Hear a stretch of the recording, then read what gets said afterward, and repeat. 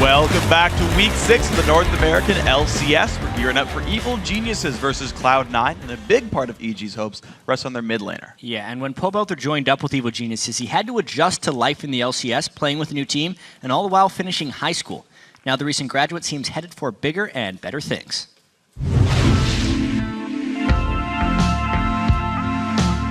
When we were coming to North America initially, we didn't know all too much about the North American scene, but we had heard about Pobelter already, and he was definitely our first go-to. Senior year, I had 5 classes, and I had 3 AP classes. I'd wake up at 7, I'd go to school, get back at 3, and then from 3 to 10, I'd scrim. Basically, I'd figure out how to do homework and studying like during school hours, like in between break periods or something, or just cut back on a little sleep. It was hard at first. If you want to perform at the highest level, you need to be thinking about League more than just in your scrim time. We had that as a bit of a problem with Pobelter. He had to devote time to both League and school, and there was very little left for let alone himself or just thinking about the game outside of the scrims. Pob's definitely an aggressive player, always looking for that one kill, but he has good decision making while doing it. Whenever we do well, Pob is always a big part of that. Every game that we win, there's always a "is that him?" moment where we go like, "Did you just do that, Pob?" And then he's like, "Yeah." The first game against Dignitas, he played Orianna and his shockwaves were like really on point. Pobelter with a black shield on. There is death raining down onto everybody right now. Oh, the ball delivery system. If they can get the base. That's huge. Sion, Spartan, and Kiwi Kid are getting shredded by Command Shockwave.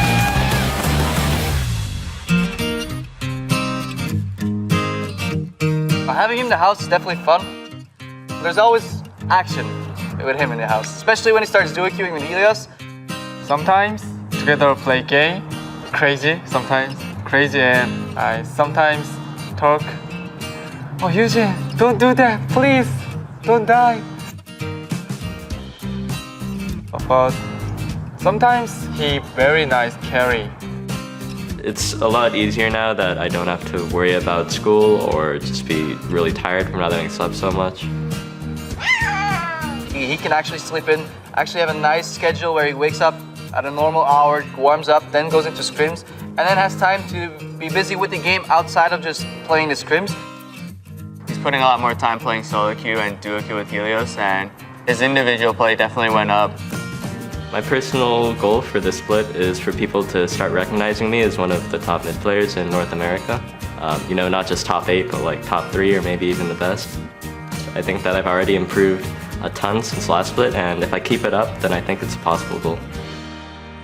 I think he's got a real good chance as well with now school being to the wayside, having graduated that nicely. He has an easier job to do this, more time to focus on League of Legends. Not that it's going to be any easier. Yeah, now they just have to get Altec through. Yeah, finish that's right. school. All right, we're pulling back the curtain on our first match, Cloud9 versus Evil Geniuses. And Cloud9 continues to stumble right now, most recently losing to Complexity.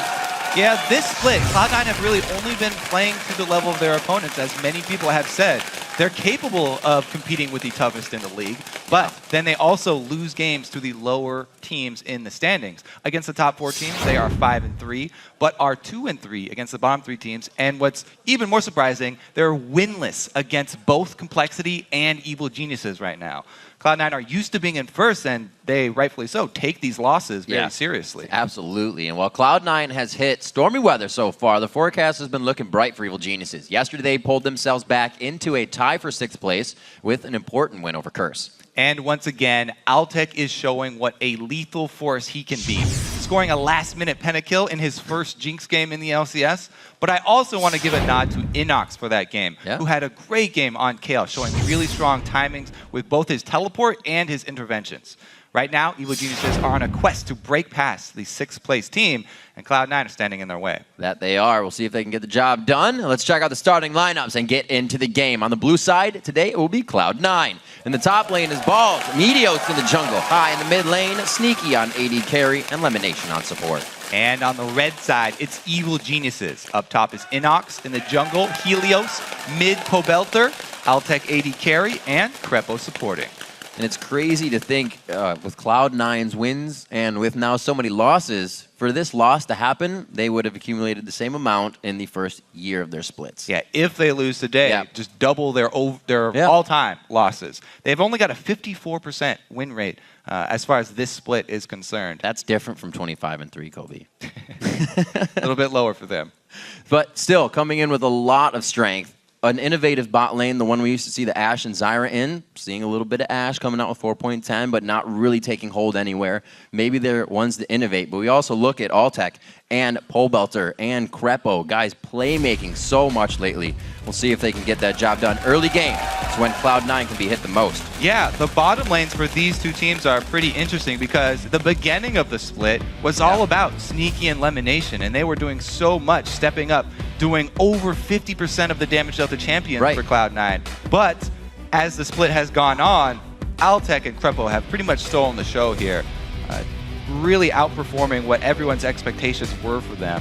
Everybody knew that coming into this, Altec was a boy prodigy, basically, similar along the lines of Pobelter. That was but great now that we had him on the he's desk actually getting results, and that's much different than just performing in Challenger tier and solo queue. I really would have thought we'd seen more of a support band coming out on a Morgana or something, but not so. Elise and Lee Sin in the jungle are the last two. Nunu's left up. It was banned against EG yesterday, so Helios may have that option if that's the composition to even have in mind. And Evelyn coming in for Meteos right away. He also tried to go for that yesterday. Yeah, let's see how he does on a jungler not Lee Sin.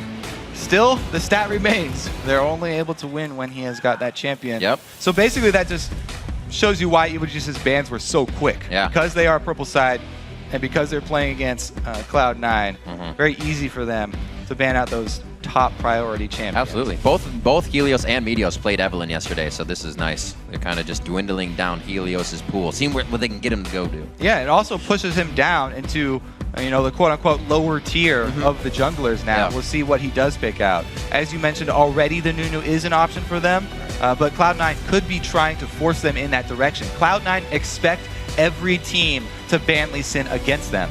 So banning Elise themselves, they were trying to push Helios down to that lower tier. We'll see how Helios can actually react to that, though, because Evil Geniuses have got two very strong AP solo laners so far, locking in that top lane Gragas and the wave clear of Ziggs for mid. Well, we'll see if Renekton and Lucian will be able to break the curse without Lee.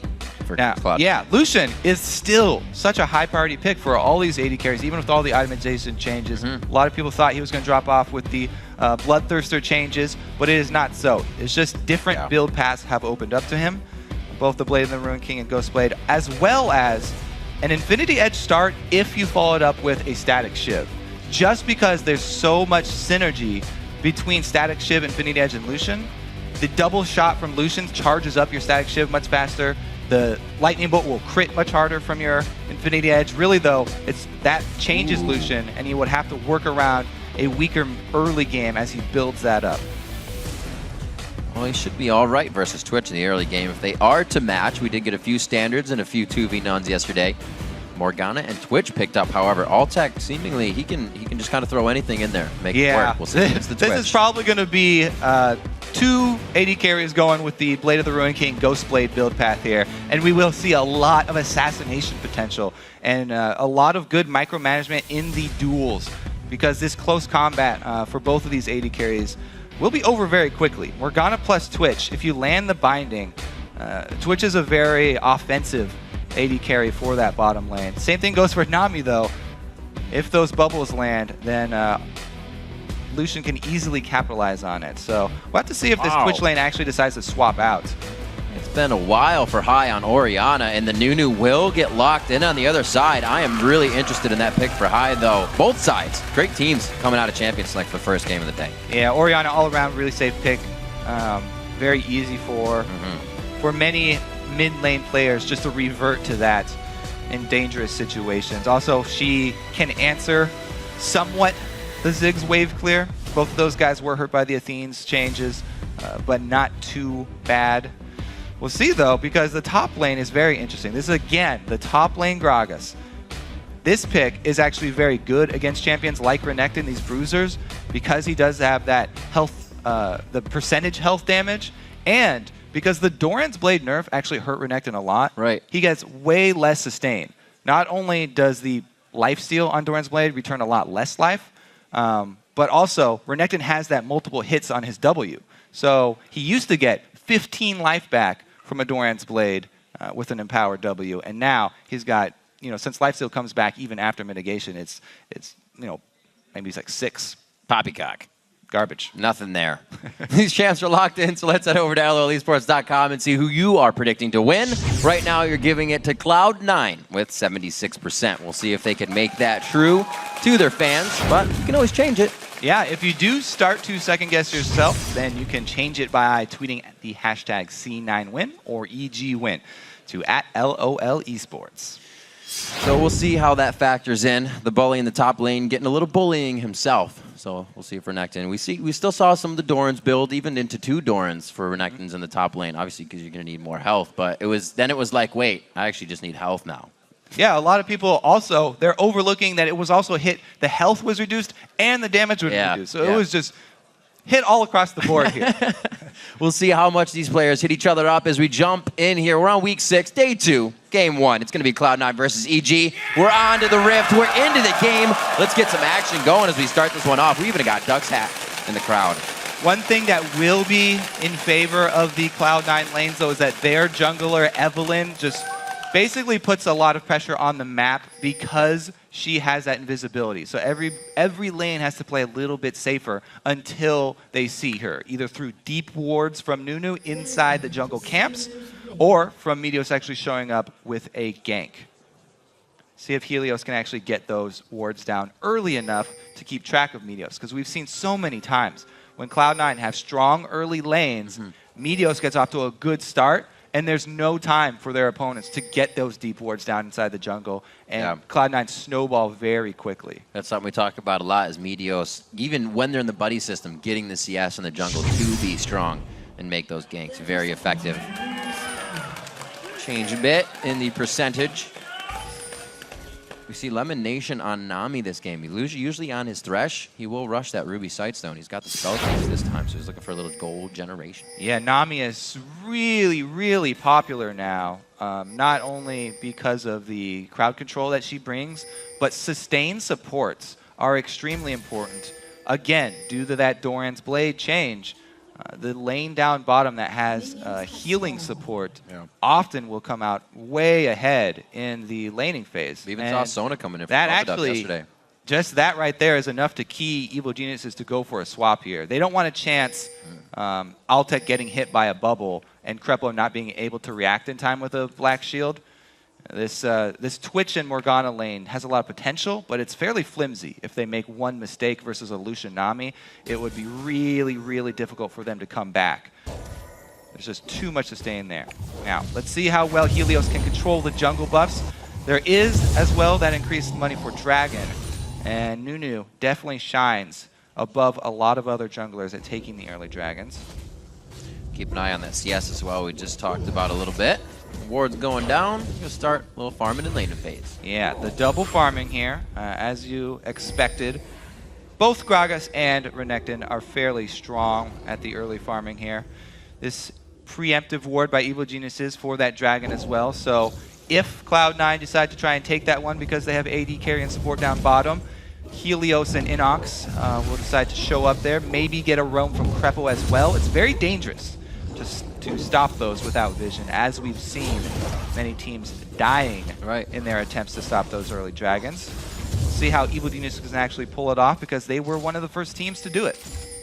Yeah, yesterday in their 2v none, EG had actually Krepo roaming already, and he then went into the top laner's lane with Inox and was hanging out with him.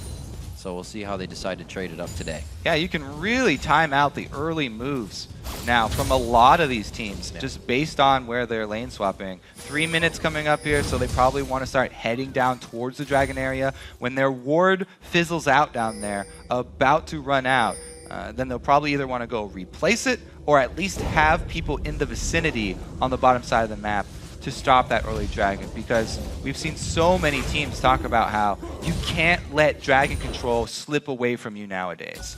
That will snowball the early game so hard with the increased gold that teams are really, really putting a high priority on that objective. Slow moving, just per camp to camp. It does seem like Meteos is getting more of that farm, so he can be bigger for himself. Doesn't look like they're going to get much out of the bottom lane. They've got everybody here for the dragon, and the ward just now fizzles out. Really, really strong timing from Cloud9 here. The support from EG just backs to the base, so it looks like this will be a dragon for Cloud9. How well can they juggle the dragon aggro? Right now they're at a B-, I'd say. Taking a lot of hits. It's getting better. Inox comes to check. They're doing some extracurricular work here. Oh, nope. That's a mark. Damage, trying to put in a little bit of harass. Sneaky called up. See, it's a game of seconds here. Cloud9, they move in right when the ward disappears. So Evil Geniuses didn't feel that pressure to run down as quickly. And don't get that early dragon. Good early lead for Cloud9. Let's see what they do with it, because in the past, when Cloud9 were in top form, it was all about the early leads and that vision control.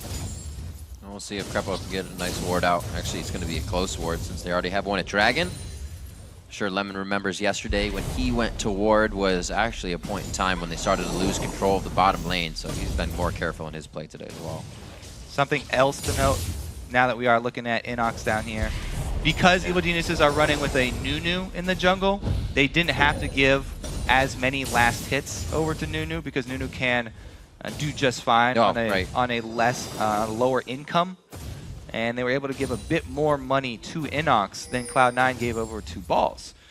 So we'll see if this discrepancy between the junglers, when they're able to complete their items, actually manifests itself in any sort of power struggle between Meteos and Helios. This makes an interesting lane now for Altec.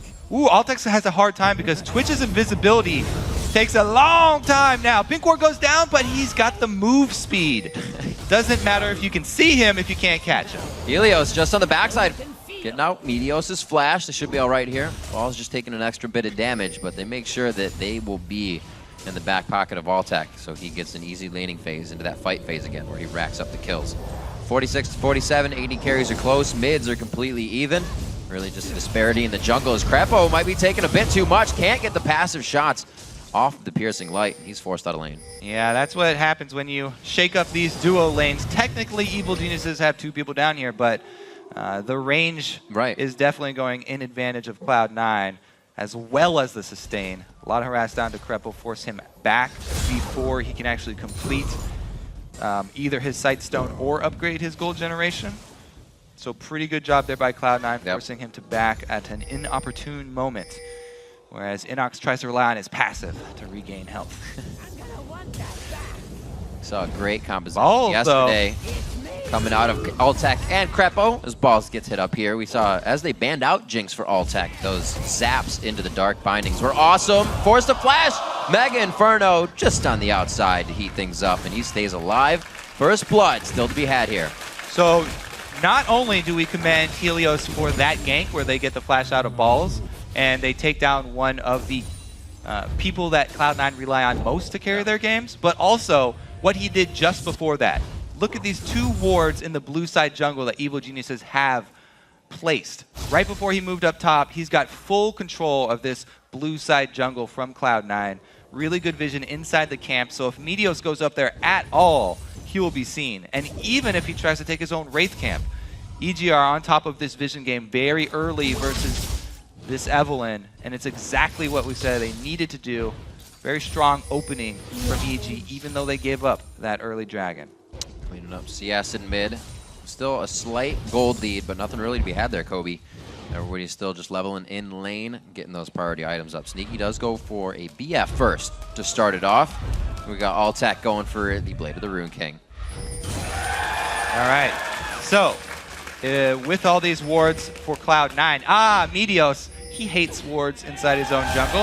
Especially when you're out. Buys a pink ward himself to clear it out. Let's see if Helios on the other side will actually sweep out the Cloud9 wards, because Cloud9 have their own deep wards inside EG's blue side.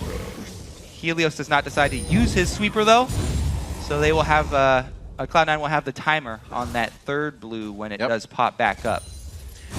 Nothing contested this time, but like you said, up into the next, a little bit of damage traded back and forth. Not having range in this lane is kind of affecting the fact of EG's trades, but they should be okay. Lemon Nation just trying to zone, and it's not too bad overall between those top laners, 45 to 42. Yeah, and speaking of top lane, both junglers kind of hovering around that area. Even though Meteos cleared out the wards, EG know this was the area of the map he was last sighted in, and you can extrapolate how long will it take Meteos to get to the other side of the map. So he's probably still up on this top side, unless he's taking a long journey down there. And so he doesn't necessarily go to the lane, but he hovers around this top side of the map, Helios, waiting just in case there's a counter gank opportunity for him here. Sneaks right into that bush. Perfect timing by Helios. You don't say. Counter gank, walks out, there's nothing else to stun him up, gets a full absolute zero down, will be able to lock down the Ice Blast. One more, ball should be going down in this one as well. The Dominus already ticking. Will it be there for the shot? A little early from Pobelter. He didn't expect so much slow to be coming from his own team. Yeah, the slow with red buff plus Twitch plus Nunu is ridiculous.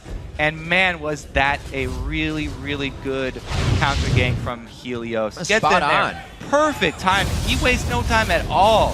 Altac with the flash over the Nunu ult, and there's no way for Cloud9 to get out of this because he uses the W to get it ready. Bottom lane. Sneaky going hard. Kills up in the top lane as we saw, and it looks like a kill down in the bottom lane. Uh-oh, Sneaky's not out safe quite yet. Oh, the heal brings everything back. One more bounce. Who just dodged one, gets out of this nicely. Lemon Nation able to give over a little bit of passive movement speed there. There it is the end. Sneaky steps up big. They get the double kill down bottom. Cloud9 are answering, and they are ahead in gold after this as well. Even after that disaster up top. Both AD carries. Very, very strong at this moment. So Altec gets himself some kills. Sneaky does the same. We'll see how quickly these guys advance. Ooh! Looks like we will have the early Infinity Edge from Lucian too. Yeah. I'm very excited about this because it in itself is not a bad build. We'll talk about that after the Dragon though. EG do not want to give up this one. Well, I'm also... Bum rush it. They're going to get Dragon, but like you said, talk a little bit about Lucian, because Sneaky, we don't usually see him go that aggressive. Under the turret, diving through a Morgana as well. A little bit of change in play style there for himself. He's definitely a guy that has matured over the split. He's definitely stepped up this split for Cloud9. Yeah. Ever since he got that #1 spot in Challenger, he's had a renewed confidence, and it really shows in his play. Strong opening him from him there. Now, talking about this early Infinity Edge from Lucian, this in itself, I don't have a problem with. You just have to work around this build path that you're going. Right now, he's just got a bunch of flat AD. Sounds great for Lucian. It's very similar to the old Bloodthirster style. Now, going early Infinity Edge is great as long as you follow it up with a lot of crit. Static Shiv, as we were talking about in the pregame, is amazing on Lucian when you go early Infinity Edge because it synergizes not only with the Infinity Edge for the crit damage for your Lightning Bolt, but also for the double shot of Lucian and Lucian's move speed. He already has a lot of inherent move speed, so he charges up that Static Shiv very quickly. We'll see how well he can use that power spike, though. Once he gets his Infinity Edge on top of the Static Shiv is really where he's going to shine. Slow movements here. Meteos trying to get something out of it. EG feels it. Everybody's kind of backing off before they're getting ready to ward up for the next Dragon. Yeah. That being said, if Sneaky goes Trinity Force after his Infinity Edge, I will be heartbroken because it's a really big missed opportunity. Over in Europe, I think Creaton did that. All right, Altec's coming in for the assassination. Sneaky stands his ground. Whoa, that's what the BS Sword pickaxe damage looks like from a Lucian early game. The culling comes in. Oh, it doesn't. The piercing light all the way through Crepo, and he does finalize the kill. Pobelter trying again to get some love out of this one, but he can't do it. The Mega Inferno. Meteos on the backside pushing out Helios. And this time, Meteos gets the first step on Helios, barely getting there a few seconds beforehand. 2 kills for Cloud9. Man, the end of that piercing light, just so good from Sneaky. Just a tip. Very catches all tech. That's it. He's going down. Oh, no! Good flash. No Ardent Blaze What a to be had. bait! Oh, he hits the ultimate explosive cast. Could be the casket for both of these guys. Sneaky's doing what he can to get the heals out the Doran's Blade. Wait a minute! He doesn't have anything. He's full mana, full health. He's already used the gap closer. Sneaky's doing what he can to dance around, but the blue suede shoes only work so long. Balls also uses the teleport there only to cancel it. Gonna have a long... well, it's going to be a shorter cooldown, but he would have rather not use it at all. Okay, so we start off with the ambush. Lemonation in the bush. The reason Altec had this confidence, Lemonation sitting in that bush for a very long time. Altec did not expect that. He thought he had the advantage in this situation. And even though they get that first kill, the end of that piercing light, great. Meteos flashing for the second kill. Really great play. The Infinity Edge already finished. 14 minutes into the game just before that, so that'll be a very nice pickup for him. Definitely out damages the Blade of the Rune King, but a well-positioned Twitch can still turn a fight around. Yep. Rod of Ages in the top lane, finished up now for Inox. A little back and forth for him in the bottom. His teleport is down though. And we've just seen Balls doing what he can to stay up there. 20 CS up, as we would figure. We haven't really seen him in the fights just yet. Yeah, let's see. We haven't had another item picked up from Sneaky to tell his build path. No. But a lot of... And all that gold. a lot of Lucian's tunnel on Trinity Force, but there's really no synergy between Trinity Force and Lucian. It's only 10% crit. There's twice as much crit on Static Shiv than there is on Trinity Force. It's fun to go fast with Phage. Yeah, and the passive doesn't synergize either, so we'll see. All right, I'm focusing way too hard on that, but it's really interesting AD carry builds in this patch.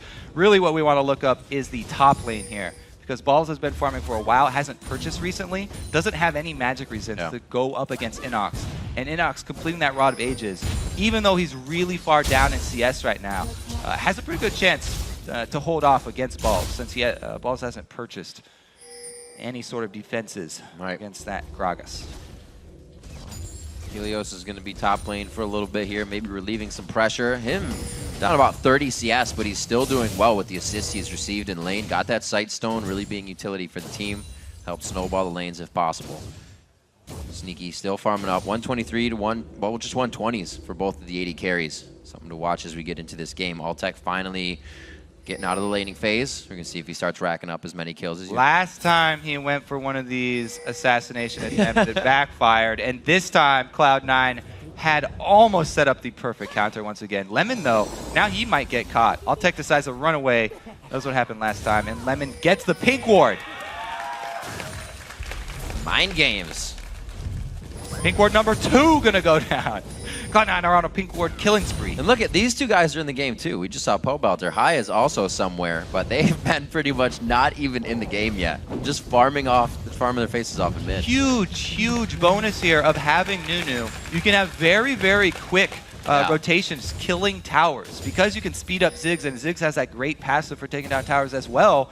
They're able to take out mid with no reaction from Cloud9. It did cost them a bunch of minions top lane though, and Balls has got that wave all the way to the turret. Cannon minion, that's what's important. Inox does get it. Oh, might see the power of High, and Pobelter now throws down the shockwave to shut down Absolute Zero. Gets a good dissonance on the ball movement. Forced the flash out of Pobelter. A clear win so far. Ooh. Oh, he gets the back calling, or the back passive shot. That was a crit, I should say. Didn't even need to use the calling there. Just canceled it out early. You see it has been used, but they're going to be able to get this one. Cloud9 takes control of the map and pretty much the game now. Strong play on the bottom half of the map here for Cloud9.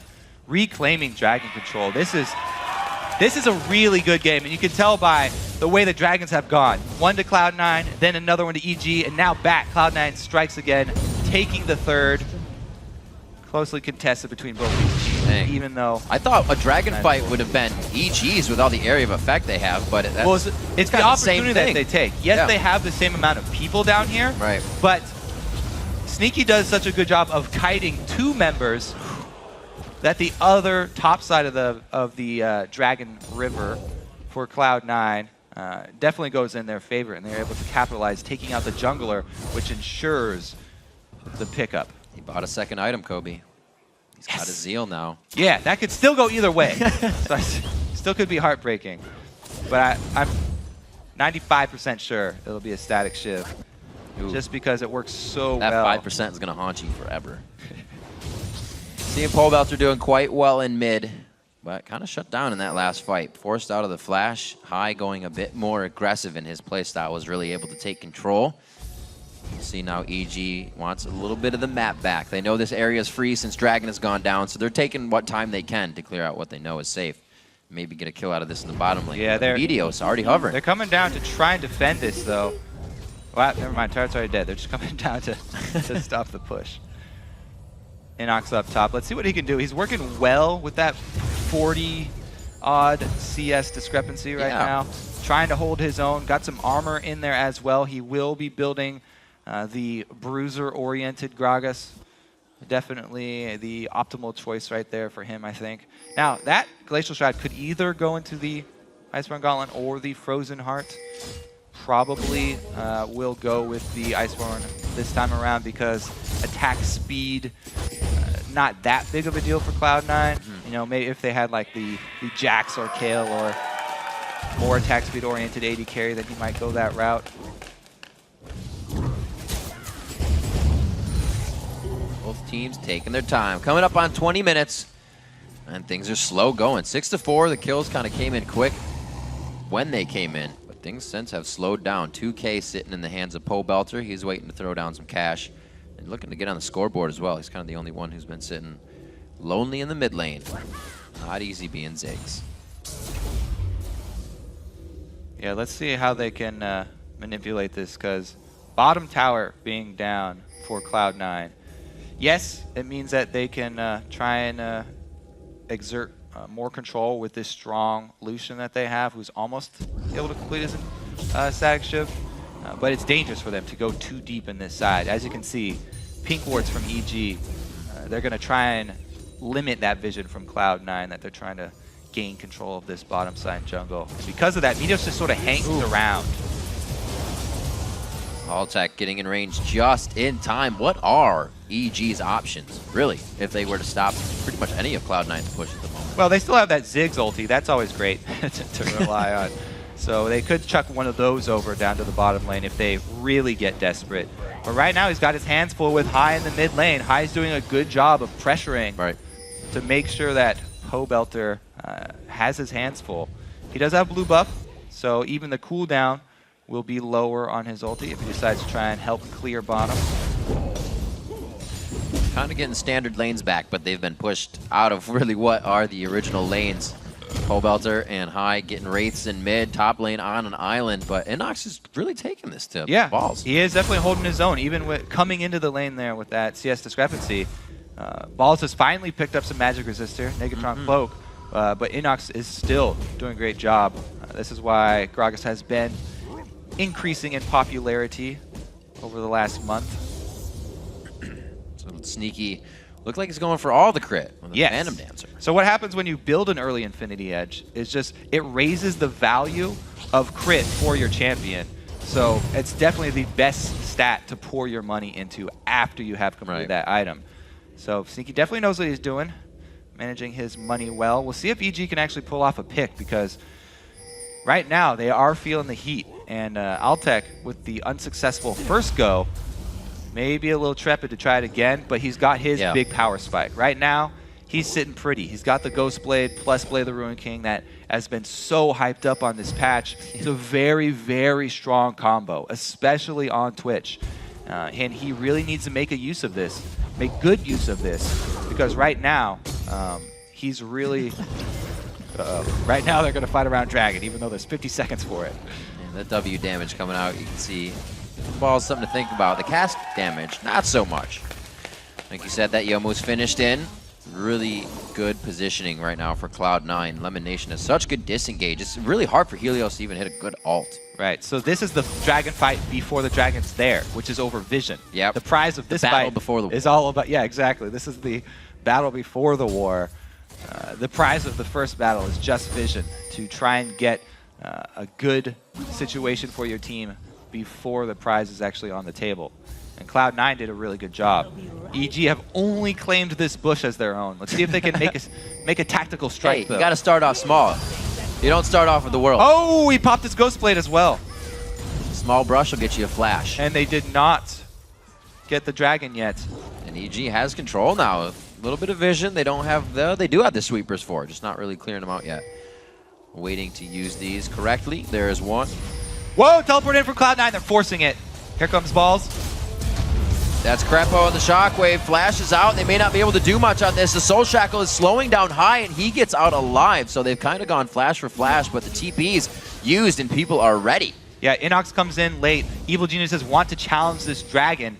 This could be explosive 5-on-5 with no Shockwave left for Cloud9.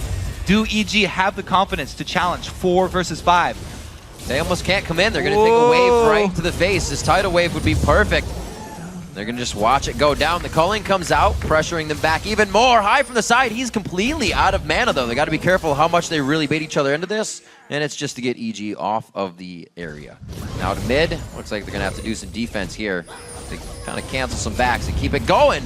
That's a nice bomb. Pobelter may buy enough time to get the mid turret here. Yeah, and he walls off this area with another minefield, gaining awesome play. them position on this mid turret. See if EG can actually answer, though. They only got half life. Lots coming out. Pulse just runs through that minefield. Does not care. So you can see just how much Cloud9 actually wanted to stop that. Yeah, they went out and they were able to snag out Dragon, but that's going to be rough. It was a strong defense for them because they were the ones to come away with that very important Dragon Gold, and they didn't have to give up any territory for it. Really good game. First one on the second day here. 291 equal CS in the mid lane. Oh! Should have spoke quicker. 292! 293! Twitter's going to have my head. 40,000 gold to 36,000. So 4K in the lead for Cloud9. They haven't really pushed that gold lead at all. They're kind of just working with it right now. Not really playing to win, not really playing to lose at the moment. It's kind of happening. Well, that last dragon for them was actually really huge, and that's pretty much the biggest objective on the map for them right now. So they're very happy with that win, trying to go back and spend the money before they fight with this. Yeah. Sneaky has gone with the Phantom Dancer instead of Static Shiv. That's even more crit than a Static Shiv. So at least it's not Trinity Force build for him. He's just really going for that item. He's going for full value of his Infinity Edge, getting as much crit after it as possible. His damage right now is going to go through the roof. When you combine those two items, and there's only a couple people on the other team with a lot of armor here, that being Helios and Inox, we'll see what he can do with it. Helios, though, on that Nunu, his main job is to try and zone people away, buy time for Altec to freely fire once he pops his ultimate. See if he can actually do that. Has he gotten tanky enough? We'll see. Helios still has a hard job, too, because even if you focus Sneaky, you still have caster passive shots coming out that are still going to be hurting quite a bit with all that crit and Infinity Edge. So big focus up top here for Cloud9. Very, very keen. They sent 4 people up top. What is the response from EG? They have position on mid, and it's already at half from their last push. Yeah. See if they can take this before Cloud9 get down. Helios trying to run interference on the rest of the team. They're just going to tuck. He does zone them out, but there's behind. no damage on the turret. High's clearing it fairly effectively. Could be a flank from Cloud9. EG knows they have that much control. They're just worried about walking into the mid lane. Tried to back on this one. Crepo, very dangerous position. Ball's possibly looking for a flash initiation there, but they're just going to clear the wave and show them that they are serious about pushing this down. With the bomb squad out, looks like they won't get too much farther.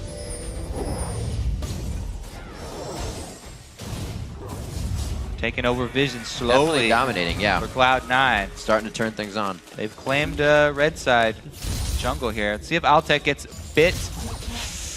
Sneaky shows up and he's got to back out. Slow rolling right now for Cloud9. Definitely a different style of play than we usually see from them. Yeah, well, the thing is, at first glance, you'd think, oh, they might want to push this mid game, but teams have to play to the way that they're building. because Sneaky is going this full end game AD carry build, just Infinity Edge and piling on crit. Sneaky's going to be a late game beast. This is the strongest late game build that you go with Infinity Edge plus Phantom Dancer into Last Whisper. So they are actually buying more time for him.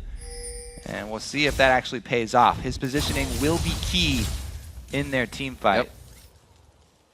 He's got a lot to watch out. You say positioning. He's got a cask to watch out for. He's got the Mega Inferno Bomb. He's got all-tech spray and pray coming out of everywhere. And like you said, dodging skill shots like the Dark Binding. A lot of things for him to think about. Already all-tech comes in, but look at that damage trade. Not even near in all-tech's favor. See the build coming out from Sneaky. Ooh, Mikhail's down for elimination. That as well. was huge. The tidal wave comes through. Pobelter rides the wave. They all get out of command shockwave. The cast comes back. Whoa, very teleport. good teleport coming in from Balls in the back line. 5 members taking dominance damage. They put the circles on the ground, and Death is going to start raining down. Inox is going to be the one to possibly get hit up here. Lemonation takes the slow from the barrel. Sneaky gets bind. There's Helios. Hit him up, and they get the shot over the wall. Cloud9 is kind of putting themselves in all sorts in these paths of the jungle. What an exciting little skirmish right there. 2 go down. Both people lose top laners and AD carries from their team. Just showing you how close this game is, even though Cloud9 have that 5k gold lead. Let's see, the Black Shield comes in here, but Belter flashes as well. Damage sticks. Balls comes in, and he groups up everybody. But look at these circles from EG. Not 1, not 2, not 3, but 4. All on the ground. In the same area for them, piling it on. And this is spread out. This would be a great chase for Cloud9 if Crepo wasn't dead on with that binding. That's basically the reason that EG were able to come out even here. Normally, Lucian would definitely have the advantage over Twitch in those long, drawn-out fights where they're chasing. Oh dear. And they're not sitting in a single spot. But because of the binding, hitting from Crepo over the wall, they answer even. Talk about stretching yourself thin, Kobe. A lot of alts are still down. Some have come up. Looks like C9's trying to pressure this one out. Dragon's going to heal back up. So the key ultimates that's down is the disengage for EG with Crepo with his shackles not quite up yet. So if the Evelyn and Renekton charge in, it'll be harder for them to peel. Oh, does he get a crit? Oh, he ate that. Woo, culling. Dirty Rat goes down. Sneaky picks himself up. Another kill, 4-2-4 on Lucian. Now he's got the last Whisper finished, and he whispers calmly in Altec's ear. Your tears are delicious. 3-2, 49,000 to 43,000. We're going to go ahead and get Dragon here. EG was just trying to do this, and they were simply pushed off by the strength of Cloud9 right now. Yeah, and you can see after that duel, Altec trying to piece together an Infinity Edge of his own. Yeah. But he's going to be really far behind on that scaling because, as we said, it's multiplicative scaling with crit damage. So you have to get more crit after you complete your Infinity Edge. So it'll have to be another item for him before he really evens up the power. Whereas Sneaky rushing for it, he's hitting hard right now. As we've just seen, only takes a couple of crits. And you're going to lose the duel.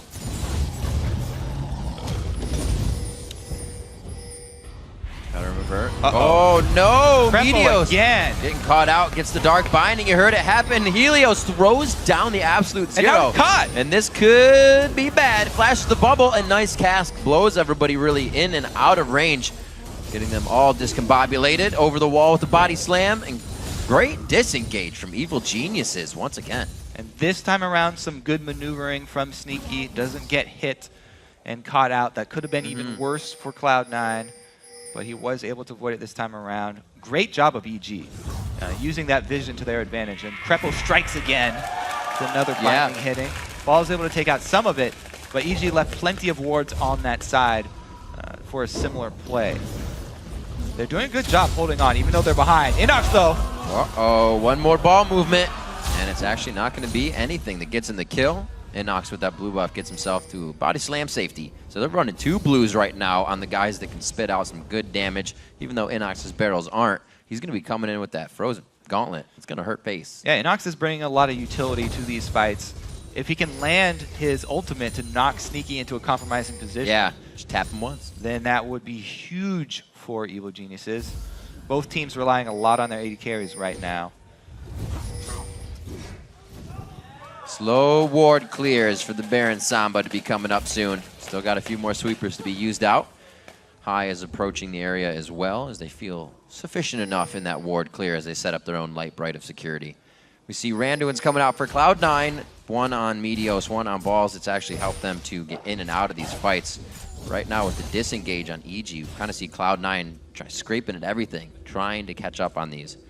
And EG's been able to kite the fight perfectly. Now over to Baron once again. He's going to start grabbing their vision. It's an interesting split here from EG because Inox has his teleport already available going down bottom to pressure the turret, while the team tries to clear out vision around Baron. They're just trying to buy time to gain advantage because they had the earlier teleport available. Balls is trying to go respawn right now because his just came up, but it's going to take him a while to walk. Let's see if this mid push pays off. Ziggs bomb a little bit early. He only got the melee line. See how this Do-Si-Do goes in the bottom lane. Sneaky takes a big hit from McHugh just coming out of the hands of Pobelter. We saw him use the Mega Inferno Bomb, so they don't really have any huge fight control coming in on this one. 35 minutes into the game, the last time these two teams played, it was a 38-43 victory for EG. So it looks like we're going to be going a little longer on this one. Who's got the strength to do so? And who can protect their AD carry? Yeah. For Cloud9, they have the Mikhail's advantage, but for EG, they have that black shield. So Krepo can just throw it on first. And then Krepo has gone, ooh! A couple more hits here. Only Sneaky's going to do it. It actually looks like he's going either that's Merc or Bloodthirster next. He's going to still try to get some damage out. Inox, you can see the power of this Gragas with the percentage health damage against a full tank Renekton. Yeah. Inox is just bullying him out of this bottom lane in the 1v1.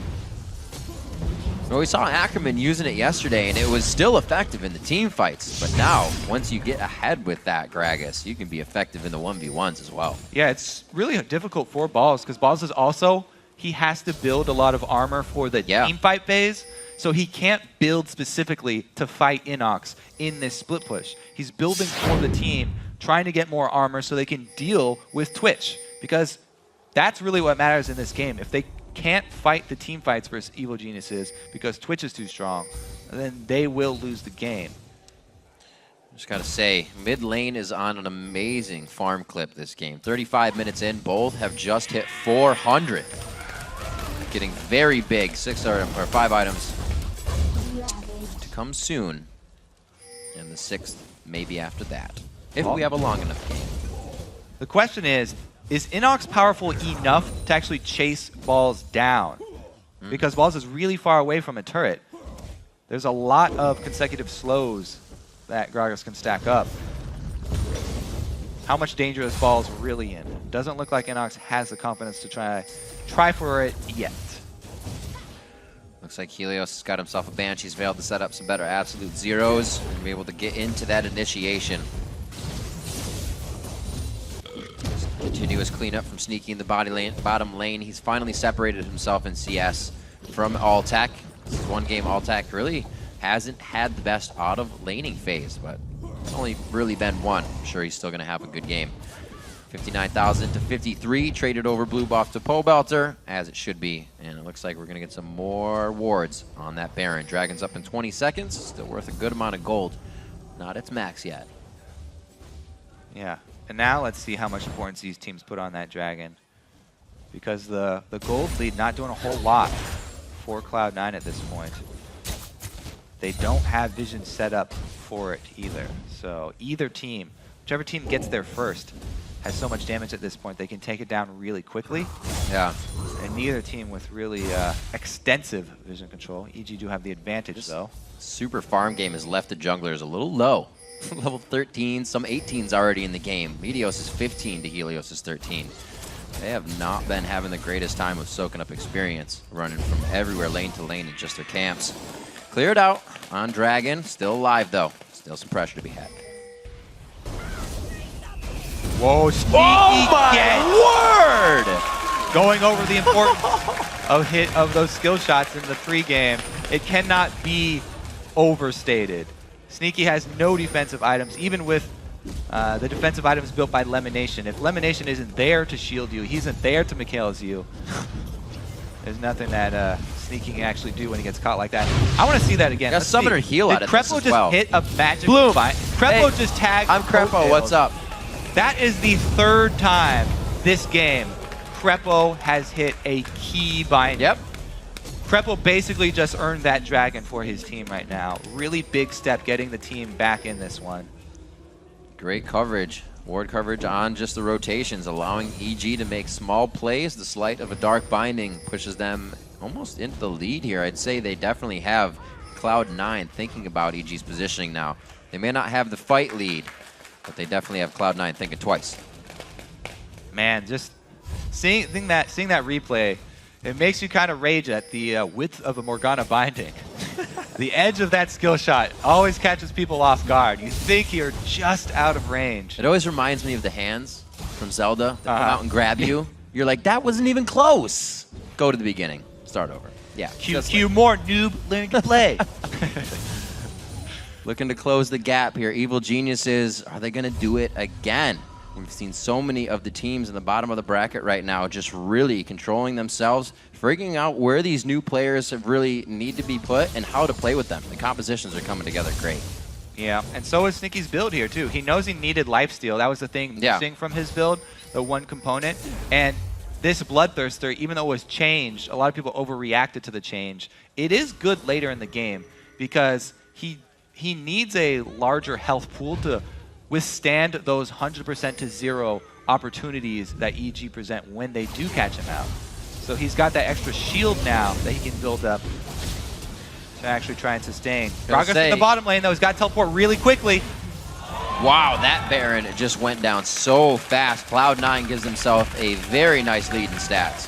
Cloud9 showing again their end game superiority with shot calling. They are so good at this stage of the game. They've always been so much stronger than a lot of the other teams in their decisive late game calls. And as you said, the damage at this point in the game is just too much. And EG were not expecting it, not quite ready for that. One slip up does really cost Evil Geniuses here. And we just saw it. That was, boost in you know, power. Crepo caught Sneaky, but Cloud9 wasn't afraid to still put themselves in a dangerous position knowing that they had that lead in the fight prowess. So like you said, they do go ahead and make that end game call. 6,000 gold in the lead. Now because of it, the turrets are all even in this game. Both teams still looking to break into the base. The first inhibitor went down 9 minutes ago the first time these teams played. So a very different game here on 4.10. Much slower between these two teams. Both of them built around these team fights where if your AD carry goes down, it's pretty much the whole story. Yeah. So we'll see if they can actually make something different happen. Right there, we almost saw Cloud9 leaking down to catch Inox in his split push. But as soon as they got halfway down, Inox starts to back off, and Balls does not pursue. So Inox playing fairly safe and keeps his split push alive, not getting caught out. EG relying on that Ziggs. They can just wait out this Baron buff, try and wave clear from a safe distance. People always talk about how bad Twitch is in sieges, but they're talking about offensive sieges. Twitch's defensive siege is extremely strong because it's hard for teams to dive back to him and take him out. That's doubly so when your team has a Nunu here that's going to be in the way. Nunu, Gragas, Morgana, everything stopping you from getting either under a turret or to the back line.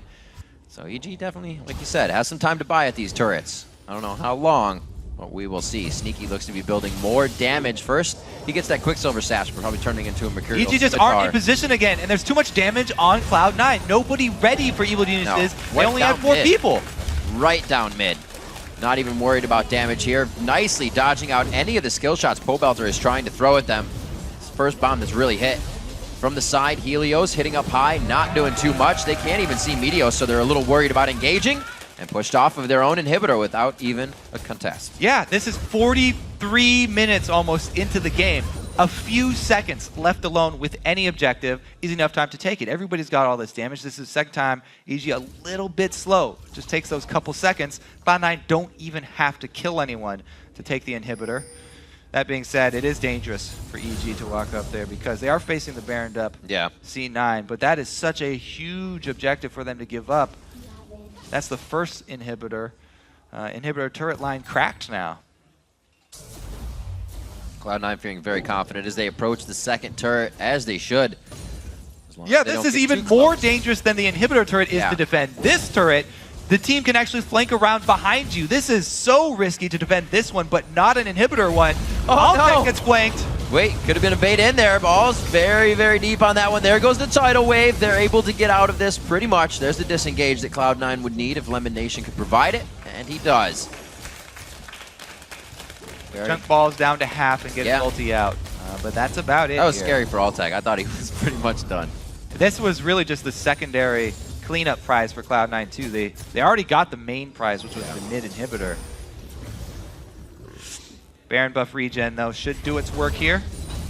It was crazy how easily they just took that.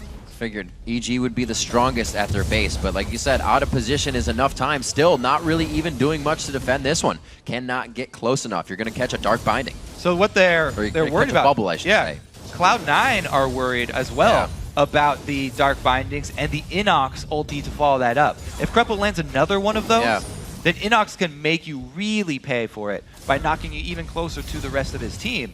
So it is very dangerous still for Cloud9. Even though they have this ginormous gold lead and the upper hand, they're still very much worried about the pick, and getting through a blue buff Ziggs 44 minutes Wow. into the game is always a difficult task. That top turret is getting fed right now. We'll see if they can push it in. I don't believe they're going to be doing it, obviously, on this wave. They have to back. Dragon's going to be something that they can get. More gold going over to Cloud9. What a game for them so far after just kind of turning it on once that Baron happened. High definitely making some calls after the game was a little stale for a while. Once we're able to come out stronger.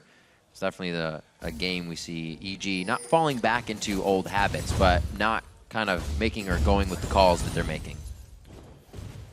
And even though EG are on the back foot, the overall gold level of both teams, both of them actually have the tools to kill people very quickly. So if C9 slip up, they can be taken down very fast. Altec has his armor penetration as well on Twitch. So if somebody gets hit with that binding, they're going to take a lot of damage, and Cloud9 are going to play a little bit safer here. We'll see if EG can actually make their last stand. This last outer turret, though, again, it's a dangerous spot to try and defend.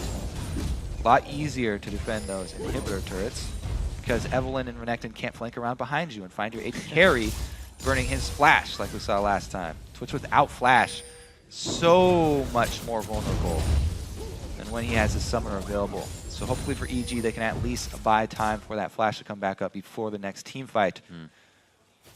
It's really what they're looking to do with their wave clear.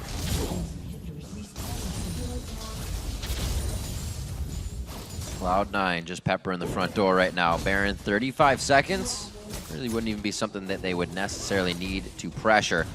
But with the amount of siege clear, or siege protect I should say, EG is just holding them off. This inhibitor will be nice. If they can get a good fight here, it's going to be the bottom inhibitor as well, and then they'll go straight up. Straight up to that Baron. Oh, very close. Doesn't want to quickly stun out Helios. Be able to get a nice absolute zero off, so they play this one out very slow. They've already made it into the base. EG's given them this room. They really can't fight with them. Yeah, this is why that first inhibitor turret was such a big deal. Right. Because the exposed inhibitors are relatively easy for Cloud9 to take. It's the turret defense Get your that foot they're in the worried door. about. Keep going. Now that Baron is up, we'll see how well they can actually bait Evil Geniuses and control this vision. Very smart by Altec, has already picked up that scrying orb, so Evil Geniuses will have one shot where they can get vision of this Baron pit. But man, as we said, a couple seconds alone with an objective is enough at this stage, and so late into the game. Even if you're to throw the ult in, you have the Banshee's Veil's already out. It's going to be going over to Meteos. Very nice smite onto Baron. Lucian, that's sneaky, coming up with a kill onto Helios, and here comes the chase. They are in pursuit of EG off of the Baron pit. Dissonance to high. I don't believe enough to catch Altec. He gets him in the ulti, just on the outside. Altec giving up red buff over to high. The flash command Shockwave is in range, and it looks like they're going to be slowed down just a bit, but it's not going to stop them from heading for the Nexus.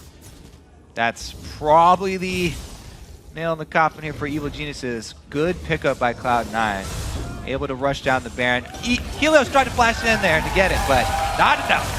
Cloud9 staying in control for most of the game. Very nicely played. 80,000 to 68 in the end as we get a few more kills over to Altec and Crepo. They're going to be taking down the last Nexus turret, and it is 12-8. Your overall final score in the game as they keep going back and forth. The Nexus goes down at 48 minutes. Cloud9 takes down Evil Geniuses. Congratulations to Cloud9, a much-needed win against one of the bottom teams. They're already 0-2 against Complexity. They didn't want to make that 0-2 versus Evil Geniuses as well. That would have been another devastating for them. 3-in-a-row loss. I would say another. They've only lost 2 games in a row. Once before, they were on that clip again. But Cloud9, they stopped the bleeding. Were able to get it back on course. Very nicely done throughout picks and bans. Sneaky elimination coming up big once again for Cloud9. Like we said, back in the day, it was the Ashe Zyra, then a few more. They still hold some of the most damage done to champions on that team of Cloud9. Pulls out the Lucian Infinity Edge build today, and it seemed to work. Yeah, Sneaky going full late game build for the carry here. Even topped it off with the Mercurial Scimitar at the end. Right at the end. Well, after getting caught and zeroed out in mid lane, you gotta figure. Yeah, even though they lost, you gotta give props to Crepo. Oh my gosh, these bindings. 2 days in a row, those bindings have been game changing. A lot of teams and regions all across the world have been banning out Morgana. Yeah. In many games, so you see why here. It can be game changing. And EG's team is really, you know, they're a team that builds players as well. They pull in youngins. They used to be a team we kind of looked at and we said, you know, those guys have been around for a while. What's going to happen? You know, are they going to decide to do this or just keep going? But now you got Pobelter out of school, playing a little bit better, and bringing in Altec now. Yeah, there was this joke of the retirement home of Evil Geniuses because they had all these older players with Snoopy and Pete and Crepo, and they made the switch here. They're bringing in young talent, the next generation of geniuses, Altec and Pobelter, these boy prodigies, really coming into their own and playing well. They're not quite there yet, as you can see. They need to put more work into it, but the team has started to come together, and they look like they are a stronger team in that mid game. They're making stronger decisions. It's just a few seconds there that they're off this time around. Be a little bit more decisive. See if they can get those going. For more on Cloud9's win, we're going to send it down to Jack. Thanks, guys. Of course, I'm with Sneaky, who did a lot of damage that game. Talk to me a little bit about your 80 carry build choice on Lucian there. Well, I actually had a lot of gold when I backed. I had about 2,000, so I was able to build BF Sword, which was the initial part. If I didn't have for BF Sword, I'd probably go Bork instead. And Infinity Edge is insane damage, and you can actually afford it early. All right, and also kind of the game overall, it was a very long, drawn-out game where you guys had the gold lead but couldn't quite find opportunities. What was the communication like, knowing you guys have been struggling recently to try and close out this game? Well, we knew we couldn't push very well against Ziggs because he's such a good defender, so we had to make a lot of picks around Dragon and Baron, and we ended up getting some weird fights all over the place, and then they went to their blue buff, and we actually pushed down their tier 3 mid, which opened up a huge opportunity for us to take over the game. Yeah, and having previously lost to Evil Geniuses, what was the difference really this time around that allowed you guys to come out on top? I don't really remember what happened last time, but I think this time we played a lot better than we usually have been. So that's basically it, just playing better. Yeah, I mean, you guys have had a really rough split. You're one loss away from equaling your loss totals from your previous 2 splits, yet you seem to bounce back very well, especially from disappointing defeats. What did you guys do yesterday after the Complexity loss? I think we talked a lot about what went wrong in the game and what specifically we were trying to do with our comp that we just weren't doing in the game. So we went into this game thinking about exactly what we need to do, and we executed it. And maybe even kind of a little bit bigger picture, because you guys have been so dominant, what changed this split to potentially lead to your struggles?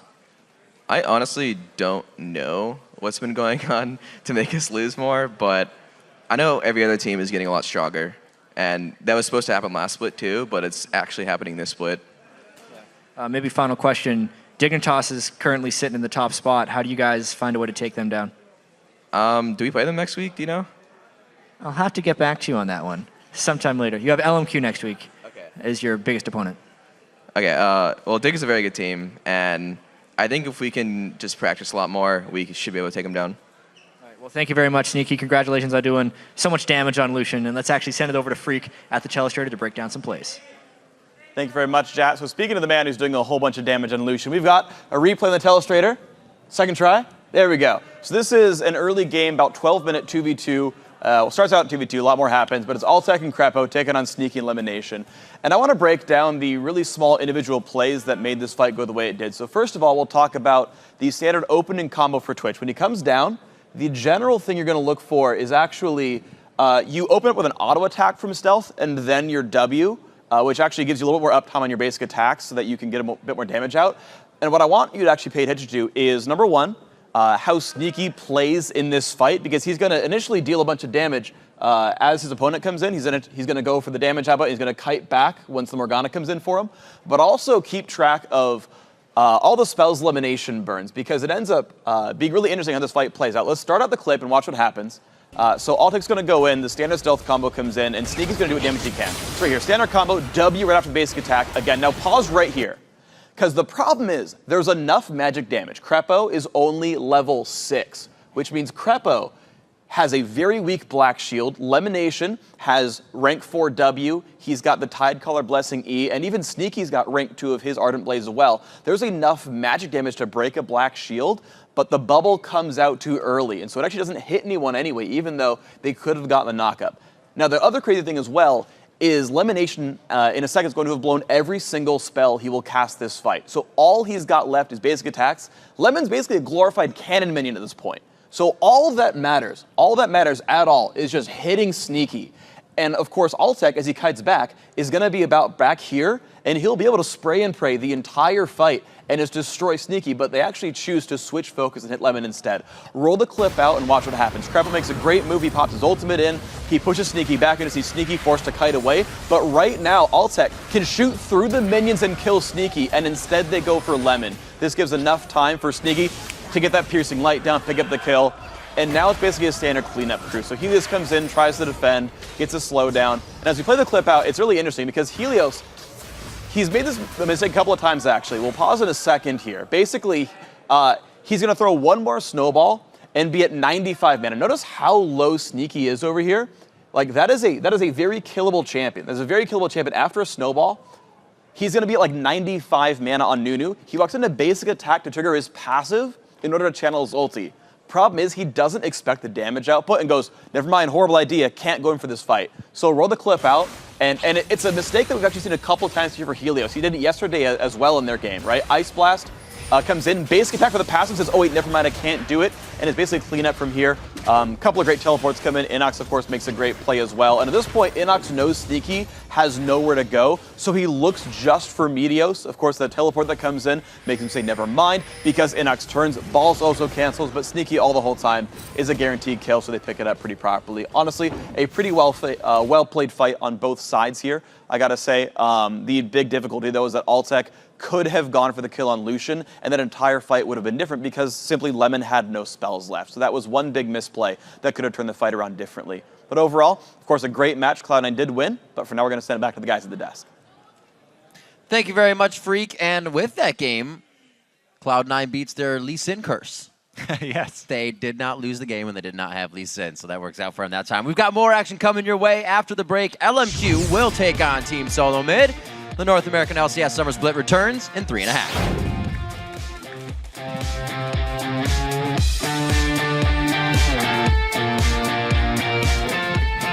No, he ran.